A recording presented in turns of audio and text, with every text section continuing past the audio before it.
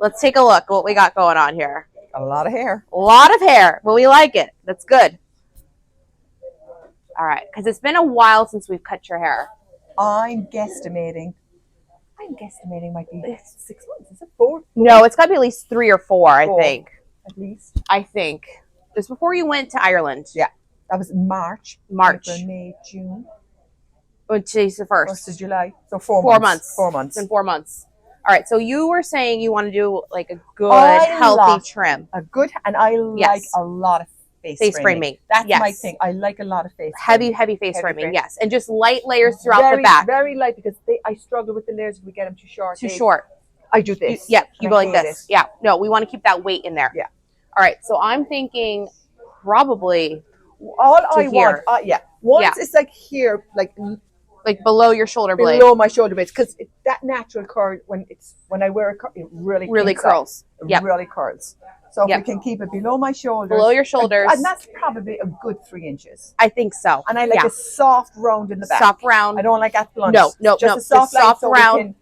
Blend it in with your layers. I'll just dust your top layer then. Yeah. Probably only a half an inch just to clean it up. But if you see that those ends are starting to look like translucent, go ahead and trim them. Take a little bit more off. I mean, I want it to look healthy. Yes. Because it's not that I have a cut every month. We cut you every 3 to 6 whenever we have time. Exactly. So we need to take as much off that'll make it look healthy.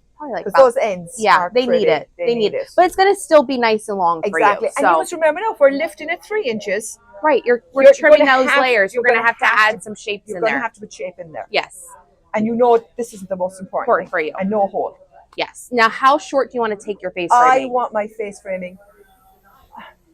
You don't have to start with my bang, because I want a side bang.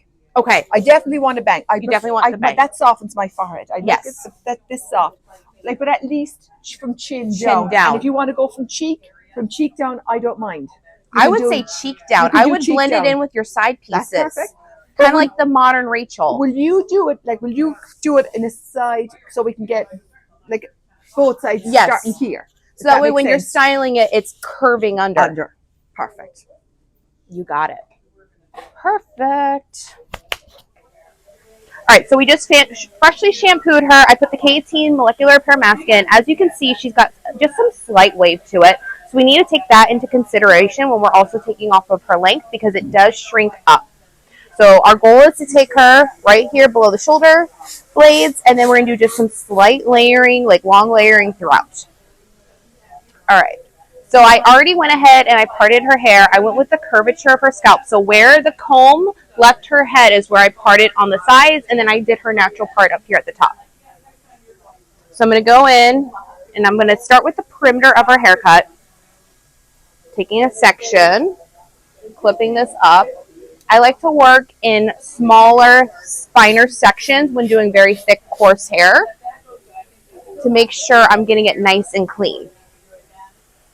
And I'm also going to use lighter tension on this because of the fact that she's got that natural wave in her hair. Can you look down for me, please? Thank you.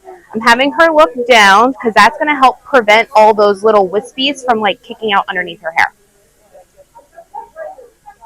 So I'm using just nice loose tension. There's her shoulder blades. I'm just going to go just slightly below and cut. Again, keeping it nice and loose.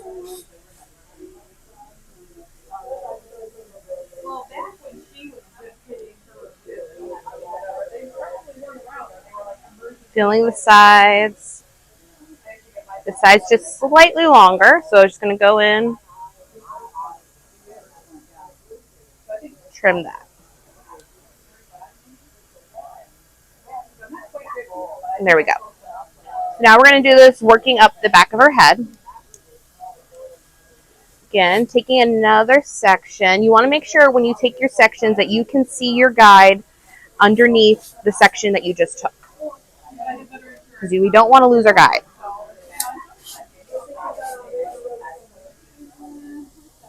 Loose tension again.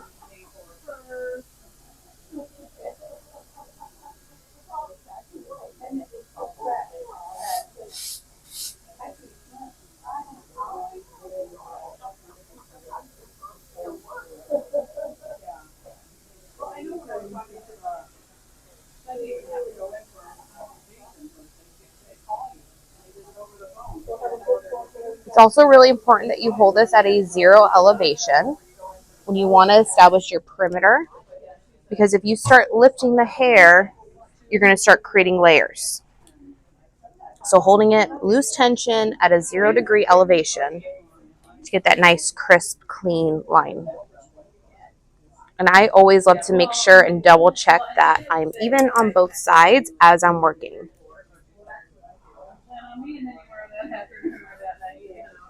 So I'm going to do this just working up the head of the hair.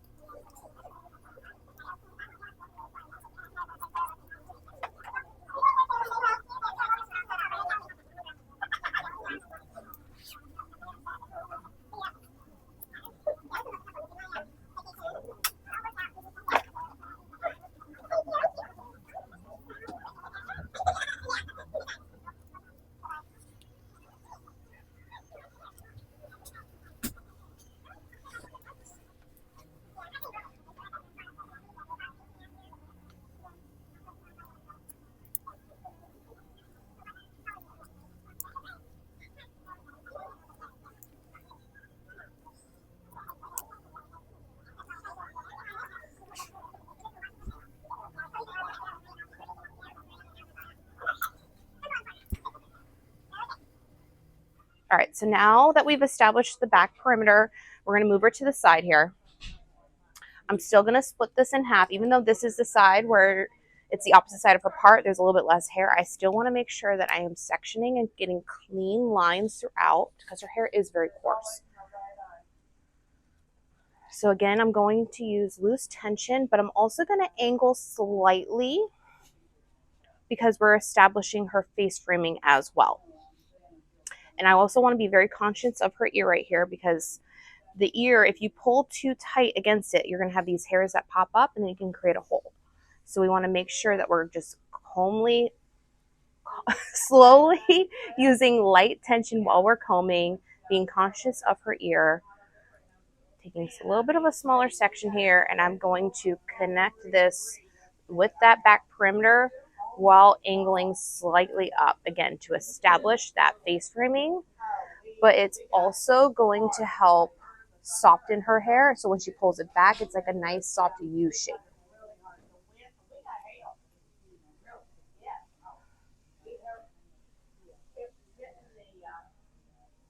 And I just see a little line. I'm just going to freehand that. A little loose piece. So I'm going to take that second section down. Again, just lightly, loosely combing that, low tension, angling my fingers, and cutting, establishing that guide.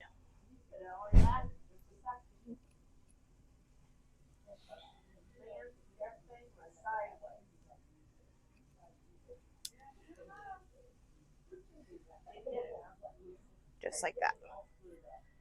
All right, so she parts on this side, so there's a lot more hair laying over here. So because of that, I'm going to do a couple extra sections. Instead of doing 2, I'm probably going to do 3 here. just to make sure it's nice, clean, and even throughout. And again, I want to make sure we're using light, loose tension, making sure that we don't create any holes around her ear, and just slightly angling my fingers towards her face.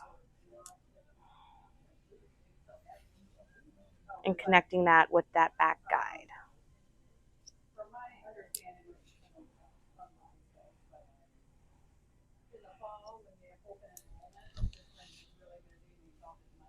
Do a second section here.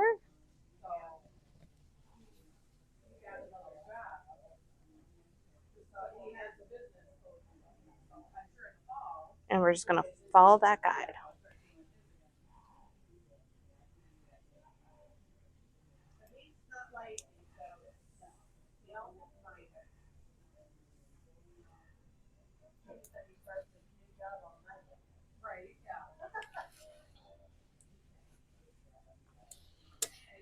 Okay, last section.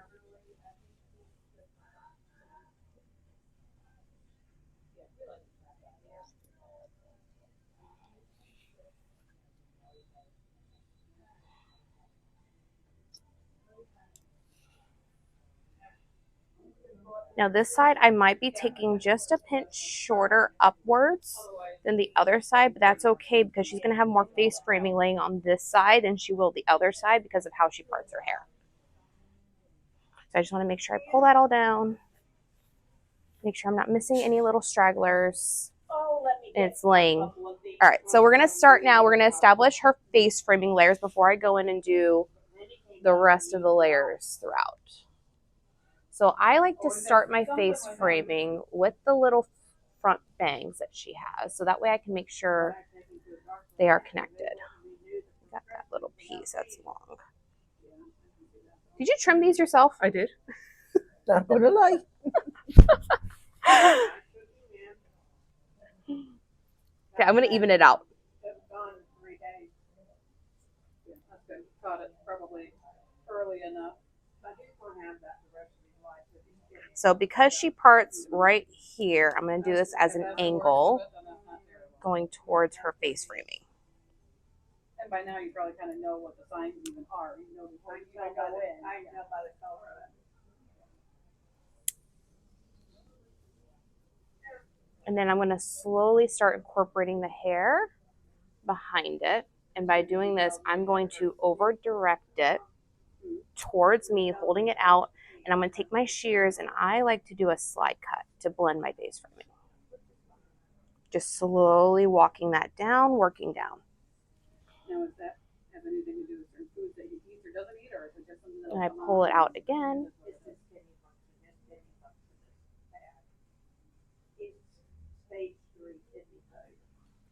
And walk it down. And you can see that face framing is now starting to take shape. So she likes a really heavy face framing, so I'm going to go even further back to just the front of her ear here. And I'm going to take that and connect it with the face framing that we just did. And that's the thing. It might be a little bit mostly this. I like to comb it, Yeah. hold it out, and just slowly work my way down. I don't like to rush this. I like to take my time, especially because I'm slide cutting, making sure that I have even, precise sections and that we're connecting. But we also don't want to go so fast too because you don't want to hole her. Because I've done that before in the very beginning of my career, where you slide cut too fast and then you all of a sudden have a hole in the hair. So I just like to work it nice, slow, take my time.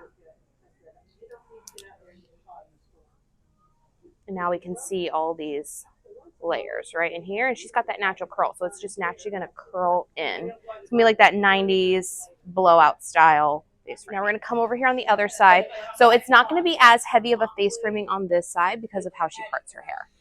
So I'm still going to grab that section from the ear forward, but as you can see, that's significantly less hair.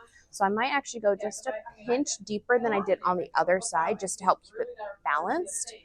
Not all hair density is the same on either side or either section, so it's okay to take slightly uneven sectioning if need be to get that blend.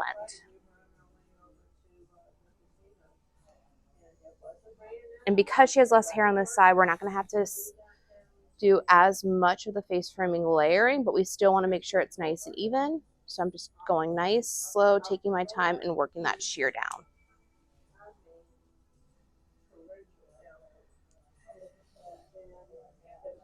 And then when it's dry, if I need to go in and add more, we can always do that. We can always add more, we cannot take away.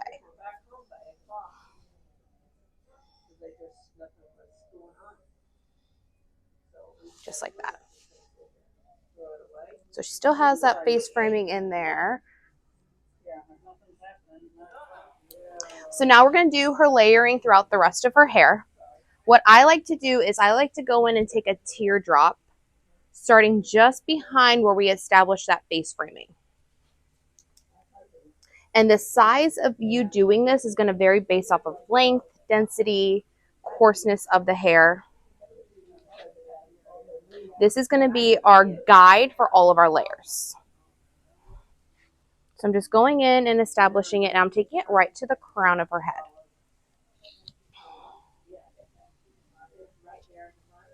It's very important when you're doing this that so especially on somebody with finer hair, that you're leaving out enough hair underneath that you're not going to have any halo or like splotchiness or super thinness to the hair.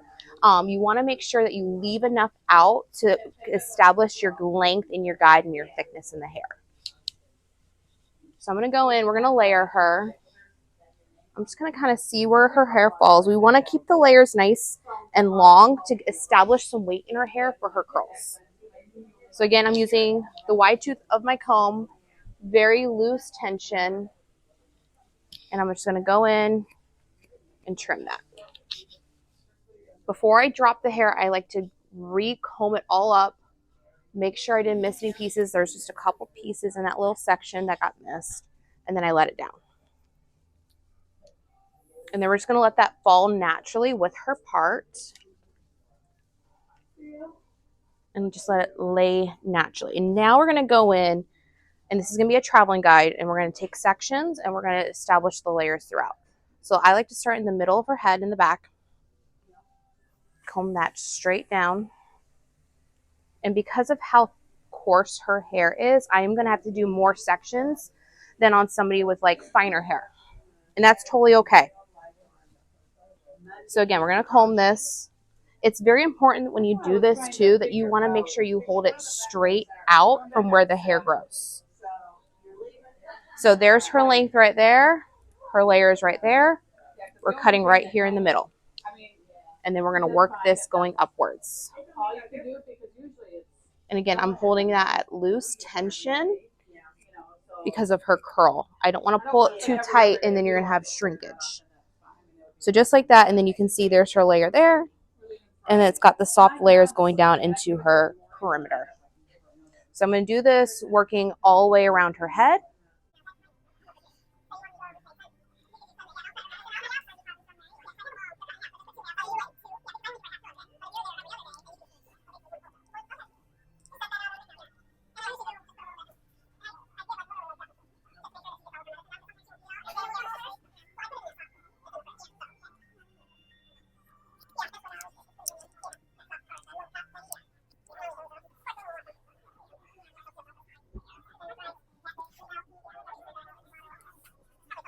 Using very nice loose tension, making sure I'm holding the hair straight out from where it grows.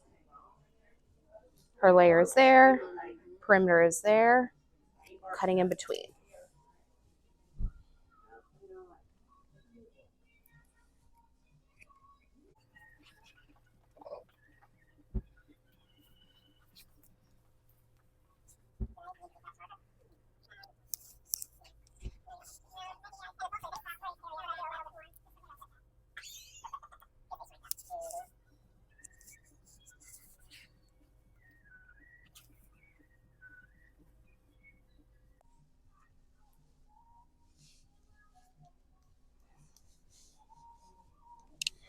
So I can feel already that I took too thick of a section here.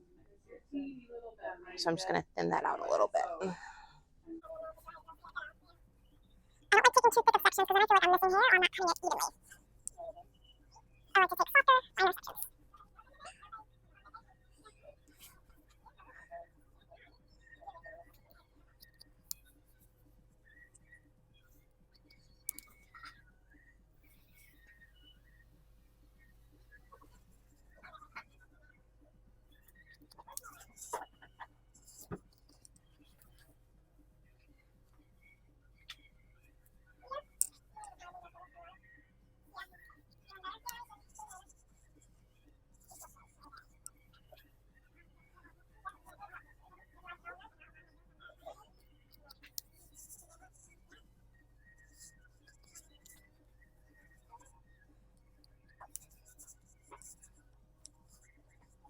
All right, so now that we've established the layers throughout the entire head, I like to go in and cross-check. Something I always think about after watching Tabitha Coffee and her yelling at all the stylists for not cross-checking their work. So I like to go in and I do it off of the quarters of the hair. And I do it based off of her part again. So we're going to establish those 4 quadrants, and then I pull out all the hair and just make sure it's all laying together nice and evenly. And these are going to be thicker sections, but we've already established the layers throughout. So this is just going to be getting any like just random little hairs that could have been missed.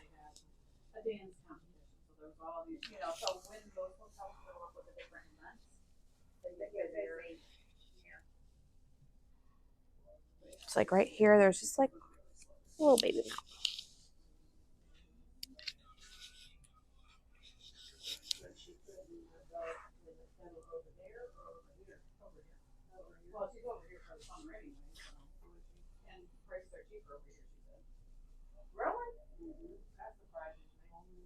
And if some of the hair drops out at the bottom, that's totally okay because that is your length and your perimeter.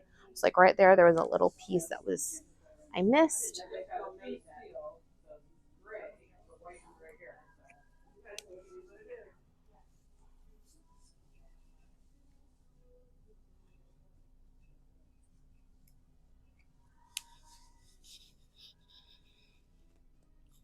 And because I'm right-handed, I find that I tend to miss more hair on my right-hand side than I do on my left-hand side. And that just naturally happens with every hairdresser. So that's why it's very important that we always cross-check.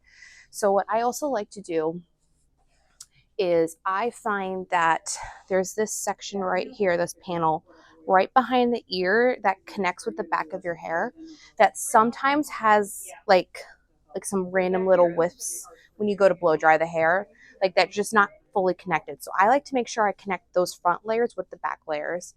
And I just do that by just taking an angled section. Again, her ear is right here. So it's like right behind where her ear is. Connect those front and those back pieces together. And as you can see, there's like that tiny little bit of weight line right there. So we're just going to get that.